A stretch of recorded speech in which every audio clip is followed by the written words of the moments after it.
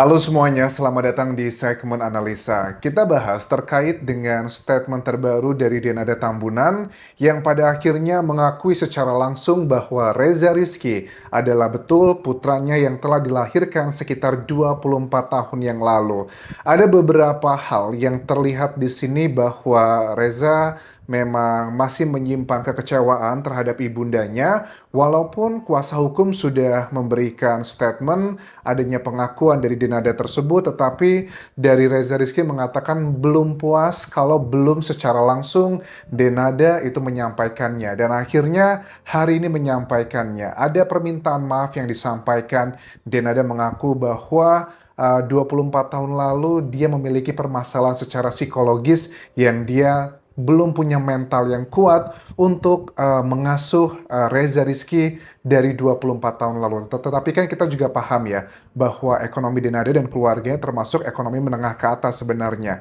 Apa yang melatar belakangi dia? Kenapa dia tidak mau mengasuh Reza Rizky padahal dengan ekonomi yang cukup baik? Coba kita verbatim, kita dengarkan kata-katanya, apa yang disampaikan. Apakah ini ada sebuah indikasi terkait dengan dugaan adanya kelahiran putra Denada ini tidak diharapkan, ataupun juga ada masalah unsur pidana di sini yang disembunyikan dugaannya pada saat itu. Assalamualaikum warahmatullahi wabarakatuh. Oke. Saya Denada Tambunan menyatakan bahwa Resa Rosano adalah anak kandung saya. Dan saya betul-betul minta maaf kepada Resa karena Resa tidak hidup bersama saya dari mulai dia masih bayi. Ini adalah pengakuan yang dinantikan oleh Reza bahwa akhirnya diakui dia adalah anaknya. Rasanya pasti plong banget Reza pada saat akhirnya mengetahui Denada mengakuinya. Tetapi ini sekaligus sepertinya kayak mengkonfirmasi terkait dengan statement dari kuasa hukumnya di awal-awal yang bilang bahwa Denada tidak pernah tidak mengakui Reza Rizky. Tetapi dalam video kali ini ada beberapa poin yang aku garis bawahi di sini teman-teman. Pertama adalah pengakuan bahwa Reza anak kandungnya. Kedua adalah minta maaf karena Reza tidak hidup bersamanya sejak dari bayi. Masalahnya adalah kondisi psikisnya yang tidak layak saat itu. Setelah sekian lama, akhirnya baru memberitahukan sekarang, dia mengakui ini adalah kesalahannya, kehilafannya, dan kebodohannya.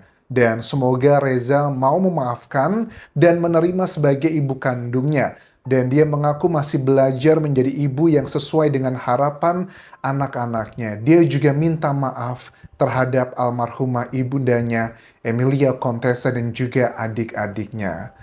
Reza Rizky, aku lihat ada statement terbarunya di tayangan Trans TV atau Trans 7 ya, program acara di situ, di pagi-pagi ambiar. Dia bilang bahwa untuk masyarakat Indonesia, tolong hentikan, jangan menghujat ibundanya lagi, dan tolong jangan diboykot Denada karena bagaimanapun juga dia adalah ibundanya. Nah, ini adalah poin-poin yang menurut aku juga sudah mulai clear. At least ini adalah bagian yang pertama sudah diharapkan dari keluarganya Reza Rizky bahwa sudah ada pengakuannya. Apa dong yang melatar belakangi Denada menyembunyikan Reza Rizky selama ini?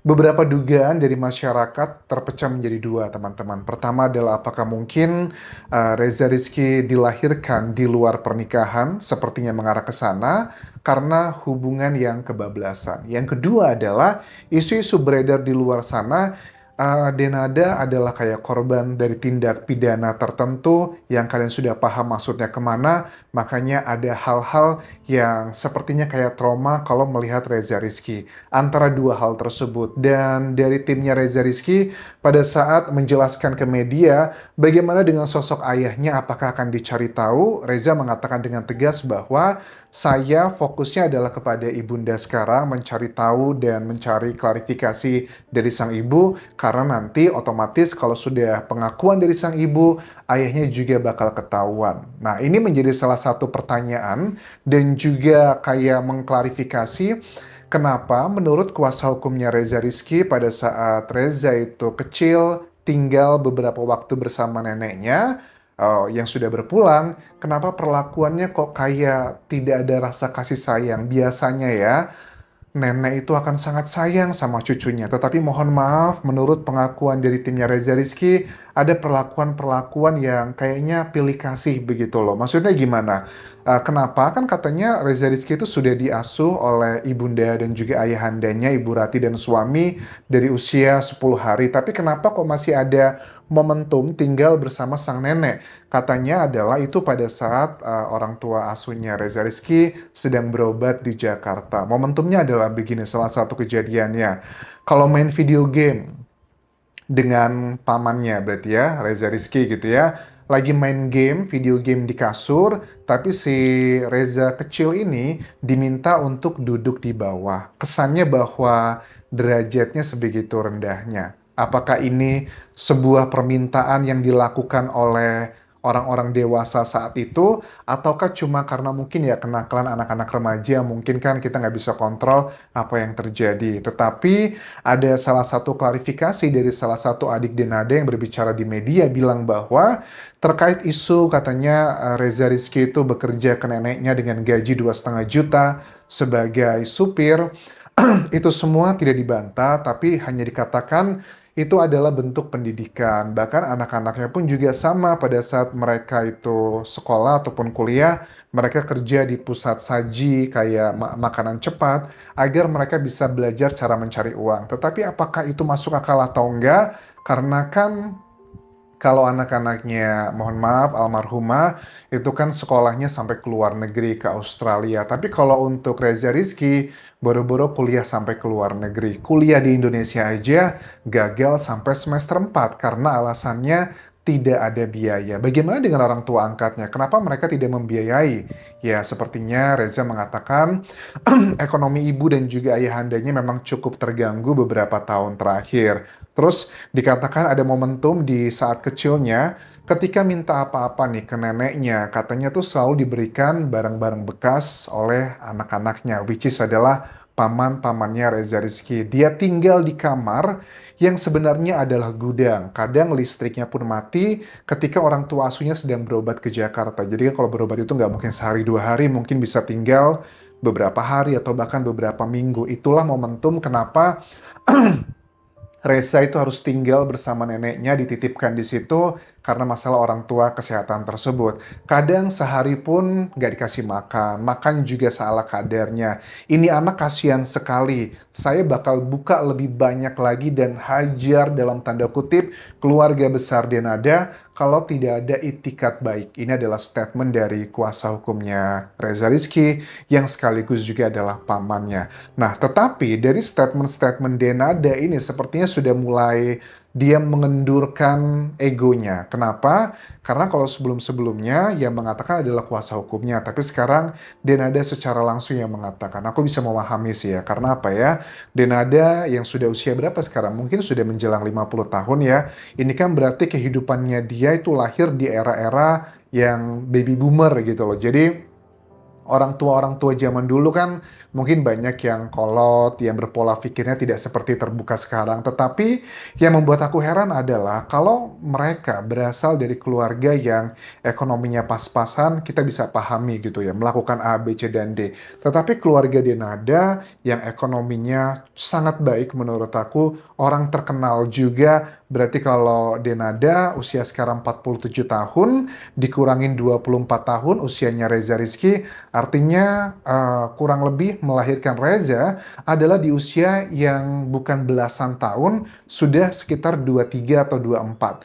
Usia 20-an di tahun 90-an itu bukan usia yang sebenarnya muda, remaja untuk yang aneh untuk melahirkan seorang anak karena banyak orang zaman dulu di tahun 90-an bahkan di ya 80-an menikah itu adalah usia masih 17, 18 bahkan di bawah itu. Orang zaman dulu perempuan ya menikah usia 20-an tuh sudah 25, 26 dikategorikan sudah terlambat. Nah, apa yang menyebabkan Reza Rizky harus disembunyikan? Dan bukan sekedar disembunyikan, tetapi tidak mendapatkan kasih sayang gitu loh. Karena kalau disembunyikan dengan berbagai macam alasan, tapi masih banyak juga kok orang tuanya masih curi-curi memberikan kasih sayang. Tetapi ini tidak terjadi kepada Reza Rizky. Apa yang sebenarnya terjadi? Karena aku nggak tahu dengan adanya kejadian viral seperti ini, apakah Denada melakukan pengakuan ini pure karena panggilan jiwa sebagai seorang ibu, atau gara-gara tekanan dari masyarakat dan juga pekerjaannya yang diduga dia banyak kehilangan pekerjaan, diboykot, makanya dia melakukan ini. Reza Rizky pun juga membahas terkait dengan ini versinya dia ya, yang katanya ada sebagian kolega dari kolega artis dari teman-teman ibundanya yang melakukan hal-hal yang nggak nyaman. Katanya gara-gara kamu nih, ibu kamu kehilangan pekerjaan A, B, C, dan D. Walaupun ada satu artis yang sudah disebutkan namanya, Iis Dahlia, itu membantah dengan tegas di videonya bilang bahwa tidak betul saya melakukan intimidasi tersebut. Saya itu cuma ketemu langsung, hanya berpelukan, hanya menguatkan mentalnya. Tidak ada saya bilang bahwa saya itu menyalahkan dia akibat kejadian ini dan ada kehilangan banyak pekerjaan. Dan Reza mengatakan dengan tegas di salah satu acara Trans TV atau Trans 7, Reza mohon untuk tidak lagi menghujat ibunya dan jangan diboykot. Dan dia bilang, Bu, Reza cuma pengen peluk dan cium kaki ibu. Sebenarnya ini adalah strategi yang harusnya dilakukan oleh kuasa hukumnya Denada ya. Temuilah Reza, peluklah dia, aku yakin itu bakal lulus semua. Tetapi kan dari kuasa hukumnya Denada bilang bahwa gimana mau damai gitu loh. Damainya kan di resumenya bilang selain pengakuan juga ada permintaan 7 miliar rupiah tersebut. Ya, walaupun dikatakan dari kuasa hukumnya tim Reza Rizky bilang bahwa uang tersebut hanyalah formalitas begitu loh. Karena yang diajukan gugatan adalah perdata begitu. Jadi semakin terbukti bahwa apa-apa yang diklaim di awal-awal bilangnya pemberian kasih sayang itu sama antara Reza Rizky dengan anaknya Denada, pemberian kayak mobil, rumah, dan sebagainya, sepertinya itu adalah isapan jempol belaka. Bahkan janji yang disampaikan dulu oleh almarhumah tidak bermaksud untuk membongkar aib dari yang sudah berpulang. Katanya susu truk-trukan nanti akan dikasih, boro-boro truk-trukan, sesendok pun nggak pernah datang. Ini adalah statement dari keluarga Reza Rizky. Penindasan yang dilakukan keluarga besar itu akan kubuka semuanya kalau nggak segera komunikasi. Dan sekali lagi untuk Reza Rizky yang bilang bahwa dia agak sedikit trauma katanya menerima pekerjaan dunia entertainment di Jakarta karena takutnya nanti ketemu sama kolega ibundanya, nanti mendapatkan perlakuan yang menurut versinya dia kesannya kayak disalahkan atas kemalangan yang menimpa ibundanya. Padahal dia nggak bermaksud seperti itu. Dia hanya berjuang untuk mendapatkan pengakuan dari ibundanya, tetapi reaksi seperti ini tuh adalah Allahualam di luar kontrolnya dia. Kita lihat nanti perkembangannya seperti apa. Akankah Denada menemui Reza Rizky secara langsung, berpelukan minta maaf, dan mengungkap semua yang sebenarnya? Karena tahapan berikutnya, Reza Rizky pasti akan menanyakan, siapa ibu sebenarnya bapakku? Akan bertanya, apa yang sebenarnya terjadi? Apakah saya kelahiran ke dunia ini adalah karena kasih sayang yang terjadi di luar ikatan resmi agama ataupun pemerintah, atau saya lahir di dunia ini adalah karena sebuah hasil tindak pidana? Pasti itu akan ditanyakan oleh Reza Rizky. Mudah-mudahan Denada punya jiwa yang besar mengungkap semua memori dan kenangan pahit tersebut, karena bagaimanapun juga Reza Rizky adalah manusia biasa yang butuh hidup tenang dalam sisa hidupnya ini, karena itu adalah sebuah privilege ya ternyata bagi anak-anak yang bisa mendapatkan jelas data-data resmi orang tuanya seperti apa, bahkan dalam orang tua yang harmonis, itu adalah beneran privilege untuk zaman sekarang. Terima kasih sudah menonton. Semoga kedua belah pihak dikuatkan masing-masing untuk membuka semua ini dari dua belah pihak. Nggak usah dibuka ke media juga nggak masalah sih. Yang penting dari kedua belah pihak sudah mengerti apa yang sebenarnya terjadi dalam 24 tahun yang lalu.